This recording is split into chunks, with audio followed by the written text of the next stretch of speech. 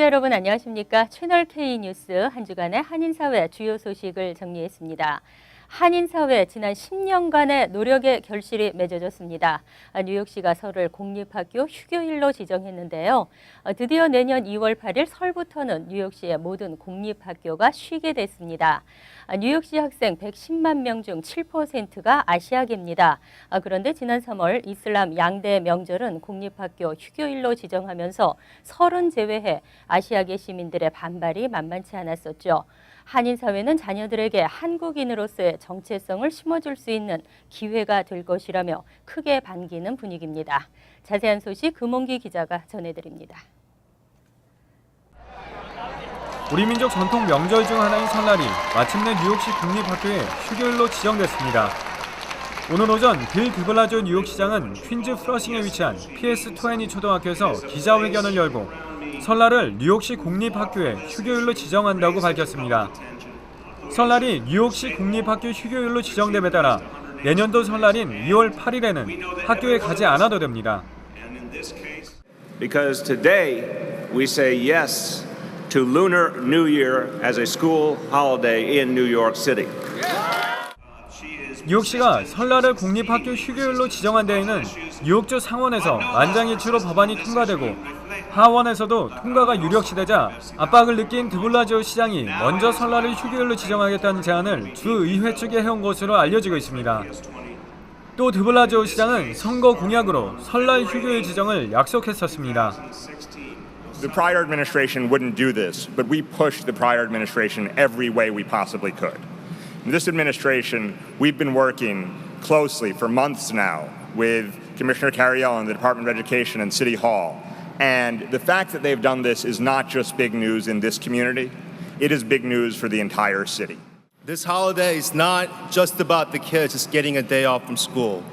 It's about the city of New York telling hundreds of thousands of Asian Americans that their culture and heritage is part of the American fabric.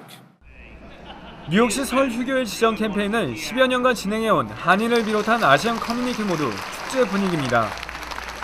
역시 우리 아시안 커뮤니티, 특히 한인 커뮤니티의 그 꾸준한 노력의 결과이고 매해가 말 이렇게 우리를 들어줬다는 것은 그만큼 투표력의 신장이라 생각합니다. 그래서 저는 항상 get out the vote, 투표하라고 장려하셨습니다. 뉴욕시 학생 15%가량이 설날을 지내는 아시안계로 이 중 상당수는 매년 설날이면 병가를 내고 학교를 가지 않았습니다. 채널 K 뉴스 금홍기입니다. 다음 소식입니다. 미 전역에서 한인들이 한 곳에 모여 한인사회의 정치력 신장을 위한 풀뿌리 활동을 전개합니다.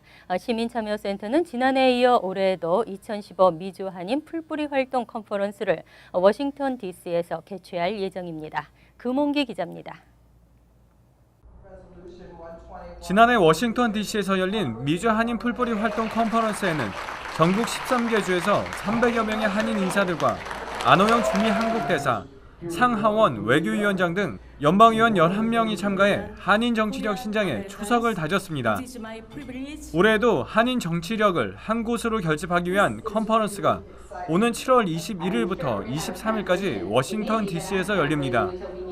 시민참여센터는 내년 대선을 앞두고 있기 때문에 이번 컨퍼런스에서는 8080 캠페인을 중점적으로 전개해 나갈 계획입니다. 8080 캠페인은 한인 시민권자의 80%가 유권자 등록을 하고 유권자의 80%가 투표에 참여해 한인들의 정치력 목소리를 키우자는 풀뿌리 시민운동입니다.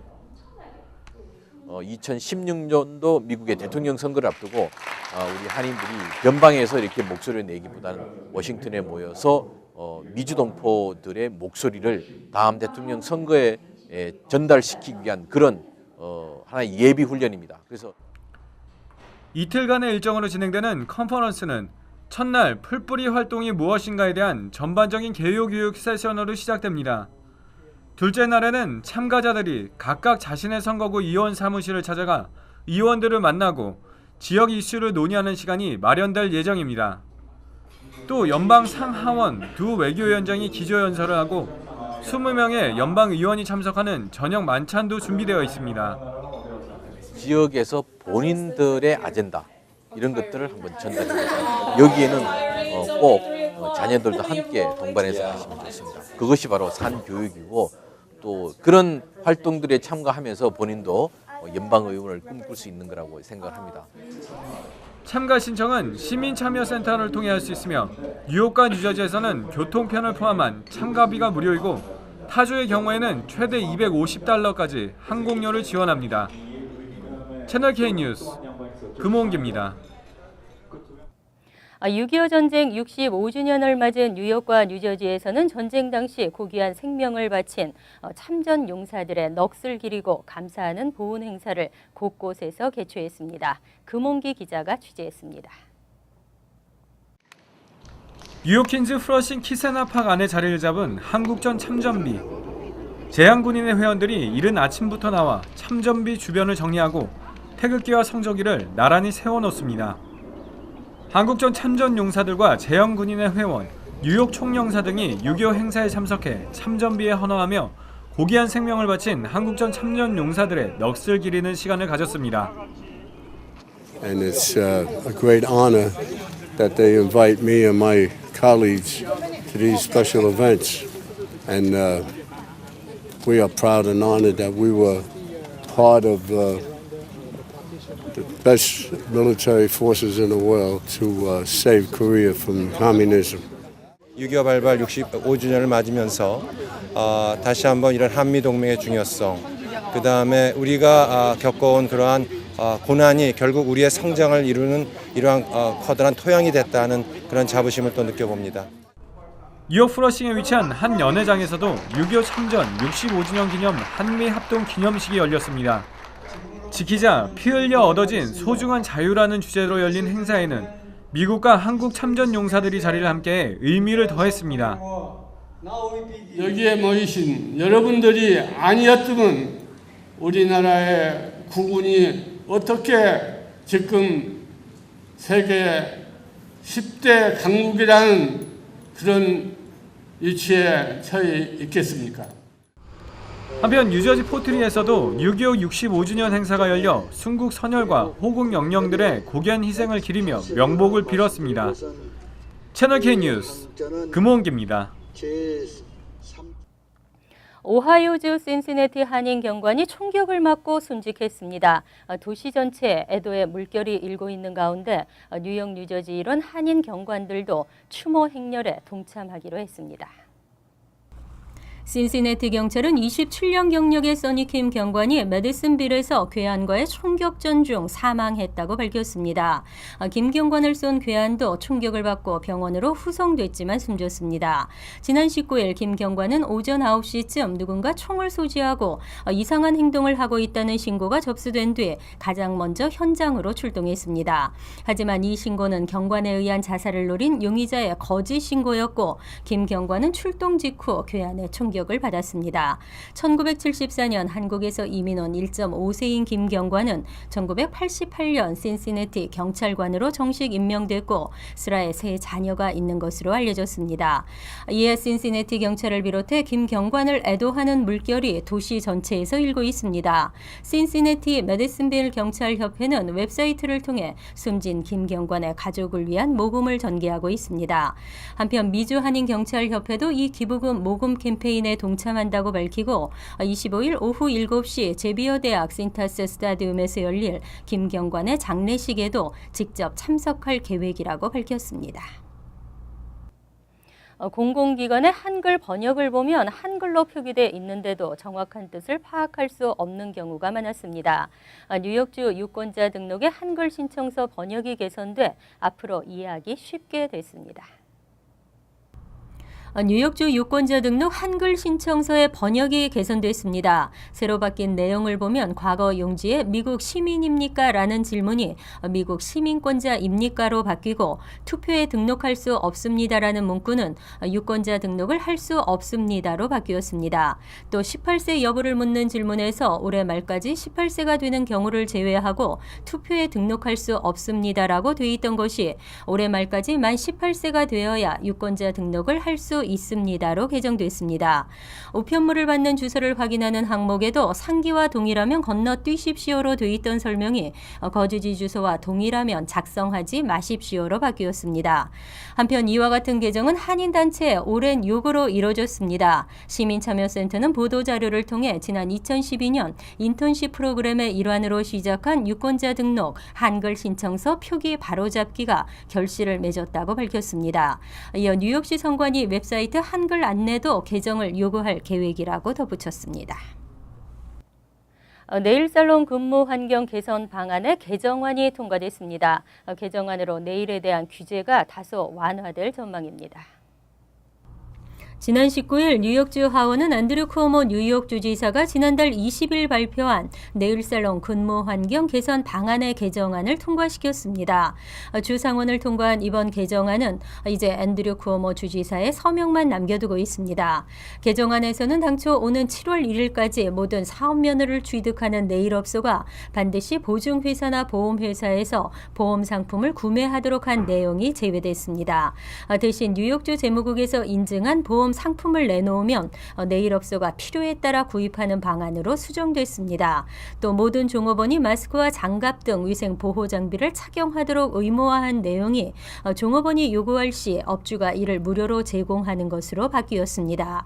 그 밖에 규정을 위반한 업주들은 최대 구금까지 할 수 있도록 한 형사법 적용 내용도 삭제됐고 최대 $2,500의 벌금만 부과하도록 수정했습니다.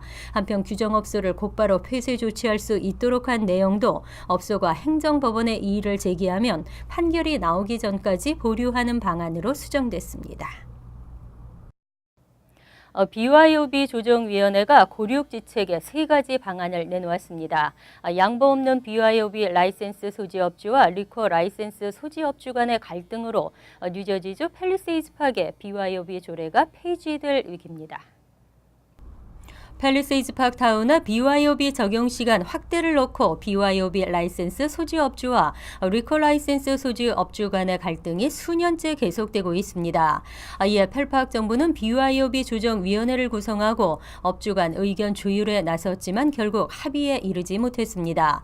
결국 조정위원을 맡은 크리스 정 시의원과 프랭크 다나유 시의원은 BYOB 조례 폐지 등 3가지 방안을 시장과 타운 의회에 제안했다고 밝혔습니다.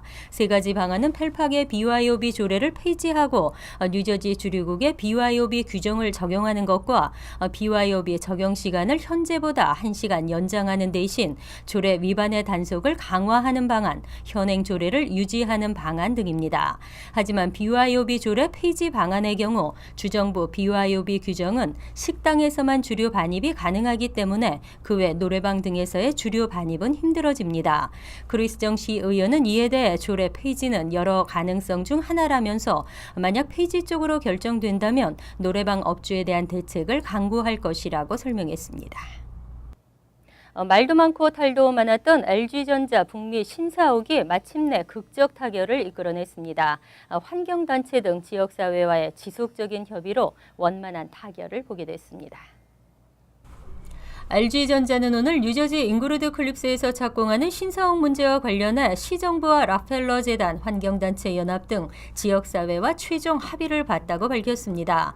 LG전자 신사옥은 지난 2012년 착공을 추진했지만 일부 주민과 환경단체는 허드슨 강의 풍치를 훼손한다며 법적 소송을 제기한 바 있습니다. 이후 LG 측은 환경단체 등 지역사회와 지속적인 협의를 통해 원만한 합의를 유도했습니다. 최종 합의안은 지상 70피트의 5층 북관 빌딩과 3층 남관, 3층 아트리움 등 3동의 업무 빌딩이 들어설 예정입니다. LG전자 측은 뉴저지 지역사회의 경제와 환경에 공헌하고자 각계 대표들과 건설적인 협의를 이뤄내는데 최선을 다했다고 밝혔습니다. 뉴욕, 뉴저지 일원 대다수의 공립학교가 학예 방학에 들어갔습니다. 방학이 시작돼 좋아하는 아이들과는 달리 방학 기간 자녀들 관리 문제로 학부모들의 한숨이 늘고 있습니다. 시정부나 교육부들의 재정 문제로 인해 여름방학 프로그램들이 축소하면서 부모들의 스트레스는 더 커지고 있는데요. 아이들도 방학을 마냥 좋아하는 것 같지는 않습니다. 하루 종일 학원에도 가야 하고 또는 빈집에 홀로 있어야 되니까요. 이곳에서도 한인 사회에서는 한국과 비슷한 풍경이 연출되는데요. 방학에 대처하는 부모들의 자세는 어떤 것일까요? 채널K 뉴스 여기서 마칩니다. 함께해 주신 여러분 고맙습니다.